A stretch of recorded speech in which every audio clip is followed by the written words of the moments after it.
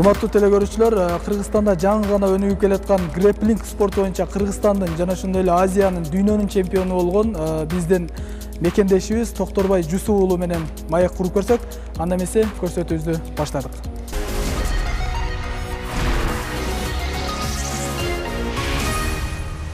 Биз азыр ушул Кыргызстандын намысын коргоп келе жаткан Токторбайдын алгачкы ушу спортко аралашкан жериңен баштасак, кайсы жерде аралашып калдың эле ошо алгачкы спорт жаатына? Спортко келгениме 4 жыл болду. 4 жылдан бери ушул залда машыгам.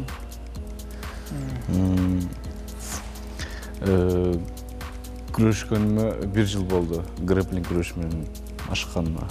Грэпплингке чейин кайсы спорт менен алек болуп келдиң? Грэпплингке чейин ММА, бой. Ошо эреже серуш менен.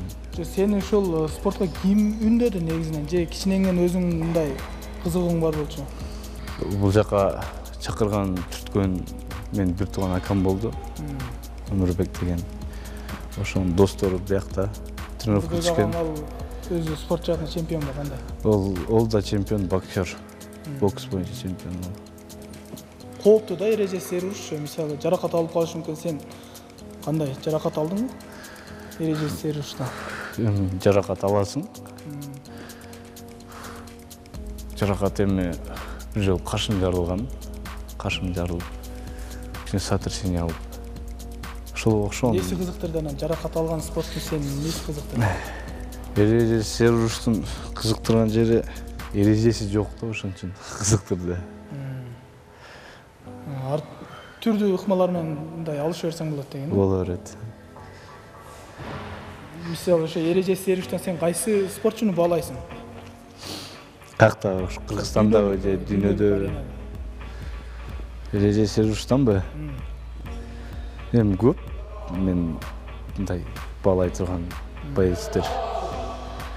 Эми азыр ошо жакшысы Кабибтин азыр эми жакында бойго чыгат. Ошого байлайт. Күрөшкөнү менен жагалсың. Күрөшкөнү менен жагат. Сен ошол эреже серуш менен баратып, эмне себептен грэпплингге өтүп кеттиң? Эми бул грэпплинг деле негизи жакшы күрөш, жакшы спорт. Бул деле жагып калды негизи. Жаккан үчүн мындай. Мында карасаң травмасы жогураак бир аз. Анан күрөш кадимкидей эле эркин күрөшөсүң. Бойго чыкканда ба ардем болосуң, будагандай болбойсуң, мындай смело күрөшө бересиң, эркин. Күрөш. Бул төшүңдө медалды кайсы жактан алдың эле? Бул чемпионат мир грэпплинг фила боюнча чемпионат мир болгон Астанада. Быйыл сентябрдын 10-у. Ошого барып күрөшүп, экинчи место болуп калдым. Ким менен беттештиң финалда? Финалда француз менен беттештим. Француз. Кыйынчылык жаралды? Кыйынчылык болду. Француз бир аз опытныйраак экен. Ол джиу-джитсу боюнча дагы поясу мындай билими жогорураак экен да менен караганда. Грэпплинг боюнча Ошто чемпион болгон Мухаммед мырза өткөндө 2 салмакта күрөшүп. Чоң салмактарда. Одан кийин чемпионат Киргизия болгон Бишкекте. Одан чемпионат Азияда чемпион болгон, алтын медалга ээ болгон. Одан мирге даярданып барып ушундай ийгиликтер. Бул жетишкен ийгиликтериң канча жыл аралыгында болуп атат ошондо? Бул жетишкен ийгиликтерим 1 жылдын ичинде болду. Буга чейин эреже серушта болчусуң да? Буга чейин эрежеси серушта, анан бул жака агай жаңы келгенде ошодон кийин болду. Ержан агай келгенден кийин где-то ага 1,5 жыл болуп калды окшойт. Ошол келгенден бери ушу ал өз джиу-джитсудан берет. Эми джиу-джитсу менен грэпплинг окшош эле. Почти. Эми бирок джиу-джитсу башкачараак бир аз. Ошол 1 жылда ушу чемпион Киргизия, чемпион Азия, чемпион мир. Азыр да даярданып атасыңбы? Кудай буйрса азыр даярданып атабыз. Жакында Open Osh болот, грэпплинг боюнча. Деп атышат, ошого даярданып атабыз. Эми 2019 жылдын аягы уже спорттун бардык чемпионаттары бүттү окшойт. Мирлери жаңы чемпионаттар башталат. Джиу-джитсу боюнча, грэпплинг боюнча. Вот ошолорго даярданабыз. Январдан башталат. азыр жөн эле күндөгүдөй зал кылып, күндөгүдөй тренировка. Отлично! Боец в синем углу. Весовая категория 66 килограммов. Рост 168 сантиметров. Основные достижения спортсмена. Мастер спорта по грэпплингу. Чемпион Азии по грэпплингу. Победитель ВЭФ-53. Профайт 21. Количество проведенных профессиональных боев. 1 победа. Команда Альянс 1996 года рождения. Тренер Исмаилов Айбек. Под ваши бурные аплодисменты. Жусуп Улу Токтурбай.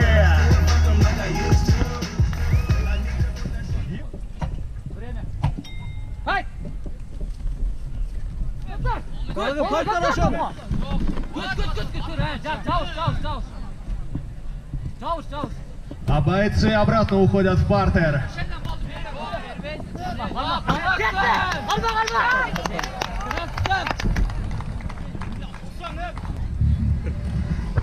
Победу одержал Жусуп Улу Токтурбай. Ваши аплодисменты. Bir жыл аралыгында чемпион республики болду. Грэпплинг ги деген версия бар. Ошондон чемпион Азии болду. Кийин 1 айдан кийин эле. Анан мына кече жакында 1 ай эмес, 2-3 жума мурун чемпионат мирада 2-чи орунду алды. Ошол. Бул өзү джиу-джитсунун баштаганга чейин көбүнчө мындай физикалык даярданганга көп внимание кылчу экен эле. Ошол күрөшкөндө бизде физический күч аябай чоң роль ойнойт да. Ошо физический күчүн мен айтып кете алам. Аябай физически мындай даяр бала да джиу-джитсугачы. Ошол анан конечно биринчи очередте джиу-джитсуда көп билимиң көп болуш керек. Көп нерсе билишиң керек. Ошон үчүн залда көрсөтүп жүргөн нерселерди баарын жакшы эсине калып, ошол нерсени схваткада көрсөтө алгандыгы чоң плюс токого.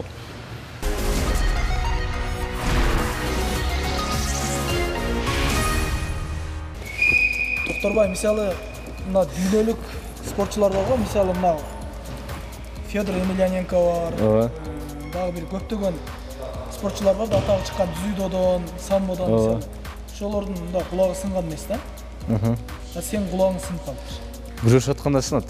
Күрөшүп атканда баягы удушениеде калып кеткенде чыгам деп атып кулагың бүктөлүп калат. Треугольникте калып кеткенде чыгам деп атып бүктөлүп калат.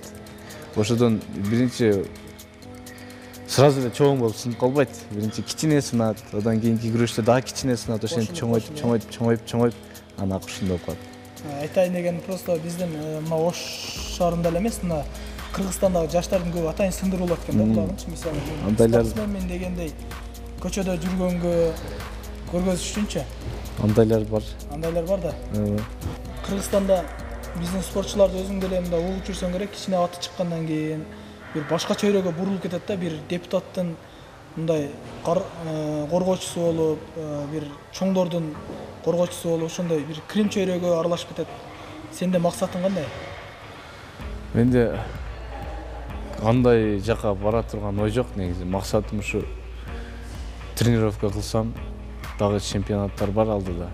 Ошолорго барсам, эң чоң максатым ушу jiu-jitsu боюнча чет жактарга, чет мамлекеттегилер менен күрөшүп келсем деген ой максаттарым бар. Эмне кылыш керек ал үчүн? Ал үчүн эми тренировка кылыш керек, анан кийин спонсор жагынан жардам болуш керек. Азыр спонсор чыкпай атабы? Жок, азыр спонсор бар эми. Жакшы эле грэпплинг боюнча бар. Результат көргөзүш керек да? Результат. Азыр жыйынтыктар жакшы экен. Жыйынтыктар жакшы эле азыр. Мисалы, чет өлкөлөрдө шарт жакшы да, силерде шарт кандай? Таза, постоянно душ бар. Анан чемпионаттар боло турган болсо, мисалы үчүн чемпионат Киргизия боло турган болсо, Бишкекте болобу же каякта болот, алып барып келишет. Карашат барып эми мындай чогуу кармап, адашып кетпесин, жоголуп кетпесин, ушундай камкор бар бир аз. карап турушат. Шарт дегенде эле мисалы залдын тазалыгы же болбосо залдын мындай зал эле кирбейт да бугачы. Шарт дегенде мисалы жеп ичкениң, күнүмдүк диета деп коет. Ошондойлор жагынан да мындай специалисттер карашабы, адистер? Карашат. Эми Кандай тамактанасыңар мисалы? үйдөгү эле тамактанабыз. Демек, Үйдө ал эмне жагынан тамак шарт болсун? түзүлгөн эмес, Ал жагынан эми например, тренировка бир чемпионат болоюн деп калганда, жакындап калганда ошондо өзүң дагы даярданасың да. Ага чейин обычно эле ошо эл жеген тамакты жеп жүрө бересиң. Эми соревнованияга жакын вес курушуң керек болот, күчтүү тамак жешиң керек болот өзүң деле. Бир ай же 2 ай калганда, даярданып атканда. Так мындай зал кылганда ошондой эле тамак жейбиз. Чемпионат жакындап калганда ошо вес кылганча күчтүүрөөк тамактарды жейбиз да. Анда эмесе, урматтуу телекөрүүчүлөр, биз азыр ушул Токторбайдын эрежесиз эр уруштагы жеңишине күбө болуп көрсөк, экрандан алыстабай туруңуздар. Орской области Алай встречаем чемпион Азии по грэпплингу, мастер спорта по грэпплингу, команда Альянс, тренер Исмаилов Айбек. Встречаем Жусупулу Токторбай! Бойцы в середину. Жусупулу Токторбая. Оба парня из Кыргызстана, один представляет слева. У обоих такие достаточно разноцветные пестрые трусы, шорты армейских турниров всевозможных. Показателя всего лишь на 4 сантиметра Жусупулу ниже. Токторбай начинает пробивать.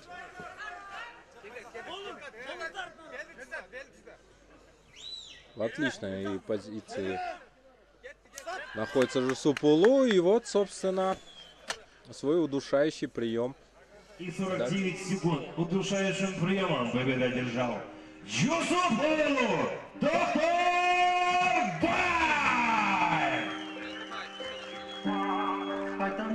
Поздравляем Токторбая с победой. Действительно очень классно разобрался со своим оппонентом, но справедливости ради Бекзат Кудайбердиев тоже свою порцию аплодисментов заслужил. Вот мы видим почетные гости здесь для того, чтобы поздравить с этим поединком, собственно. Бул спортто тoko көп деле тренировка кыла элек да. Ал ошол кичине эле 1 жылдын ичинде эле ушундай чоң результатка жетишкен, бул чоң эле жетишкендик. Мен өзү 1 жылдан бери бул залда тренер болуп келем. Ошо тренировканы баштаганымдан бери, биринчи күндөн бери тoko тренировка кылып келет да. 1 жылдан бери мындай тренировкада башка балдарга караганда өзүм көбүрөөк бергенин байкап келдим. Ошол да биздин спортто ким көп пахать этет, ошол гана жеңишке жете алат да. Мен токон ошо биринчи күндөн бери ар күнү залда соревнованияда күрөшкөндөй эле өзүн берип күрөшкөнүн байкап келем. Ошого результаты чоң болду. Ошого абдан башка балдарга караганда рост өсүшү тезирээк болду да. Бул баланын аракети абдан жакшы, талыкпастан айтканын баарын аткарып, туура жасап, өзүнүн деңгээлин, спорттогу болгон деңгээлин ашыктырганга аябай жакшы аракет кылат. Дайыма ушу тренировкага кечикпестен келип, убагында машыгып турат. Мен өз бокстан тренер болуп иштейм. Ошо бокска үйрөтөбүз, машыгып туруп балдарды. Өз биздин залда бокс, грэпплинг, кикбокс, ошол спорттун түрлөрү бар. Бул жигит грэпплинг, jiu-jitsuдан сырткары эрежесиз эр урушка да чыгып турат. Ошондуктан колунда технический ударларды жакшына коюш үчүн бизге бокска да келип турат бала.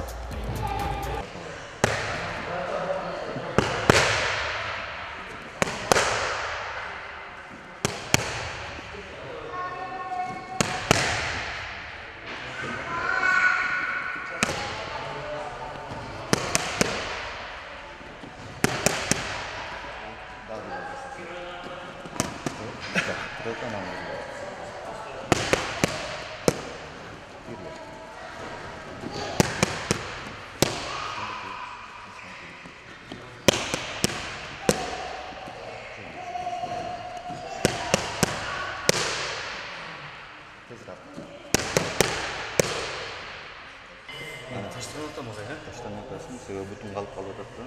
Бұтты егер уағын алып келсең, қолың ұшы бұттың азайыштайды. Ошондо колдорун жеңилдетет. Анан муштум түйбөй бересиң. Муштум сөз түйүш керек. Колдор бош чыгыш үчүн эмне кылыш керек, агай? Бош денени бошкармай чыгарса болот. Мисалы тренировка бүткөндө заключительный часть теннистин корт менен иштеш керек. На расслабление. Скакалка, расслабление. Жасасам бирим болот. Жаберлечи. Набат аралыкта коюшун керек. Еще глубже. Бүгүнкү мына жерде контроль көбүрөөк болот. Мына бутун биягыраак койгондочу. Теперь дальше мына бутун менен түртөмүз.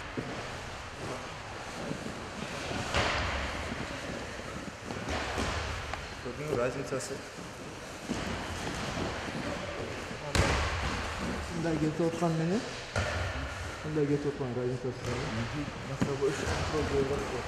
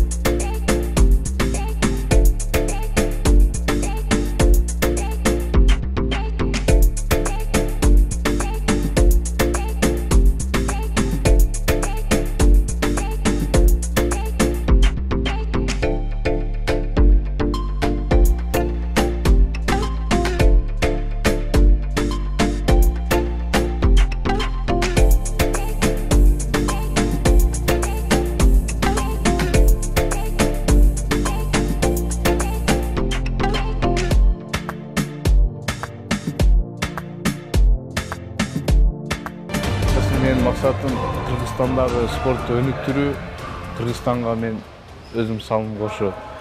Ошондой эле мен ушу убакыттан пайдаланып агайларыма ыраазычылык билдирип кетсем, Өмүрзак уулу Абдыганы агайыма, андан кийинки Исмаилов Нурбек, Исмаилов Айбек деген агайларыма, ошондой эле жужутсу боюнча тренер, спорт шебери, жана биздин агай көп нерсени үйрөткөн мага Батыров Эржан агайга чоң ыраазычылык билдирем. Мына урматтуу эле көрүүчүлөр, жогоруда сөз болгондой, биздин бизнесмендер болобу же жогору жакта иштегендер болобу, дал мына Токторбай Жусуп уулуна окшогон спортчуларга колдоо көрсөтсө, мен ойлойм мынага окшогон биздин жаш спортчуларыбыздан дагы Кыргызстандын желегин желбиретип, Кыргызстандын намысын коргогон бир мыкты спортчулар чыгат деп. Бүгүнкү көрсөтүүбүз ушуну менен соңуна чыкты. Жолугушканча.